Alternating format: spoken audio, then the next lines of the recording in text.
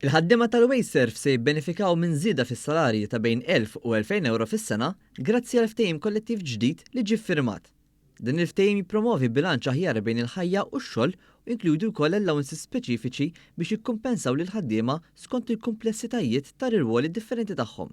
Il-kap eżekuttiv tal-Wayserv sostna kif din l-entità qed tikseb rekords ġodda bis-saħħa tal-ħaddiema tagħha. B'dan il-ftehim kollettiv ħankunu din nippremjaw il-kull ħaddiem mill-iżgħar wieħed sal-ikbar wieħed b'kundizzjonijiet ferm aħjar, b'żidiet fil-paga, b'titjib fil-kundizzjonijiet biex bekk bħala pajjiż, bħala kumpanija nuru l-apprezzament tagħna għal dan il-ħaddiema. Dwar il-ftehim kollettiv il-ġdid ikkummentat ukoll il-Ministru għall-Ambjent Mirjam Dalli. Dan il-ftehim kollettiv huwa turija ta' apprezzament lejn il-ħaddiema kollha tal-Wayserv għaliex grazzi għall ħidma tagħhom kollha kemm huma qegħdin sena wara l-oħra nirreġistraw riżultati pożittivi.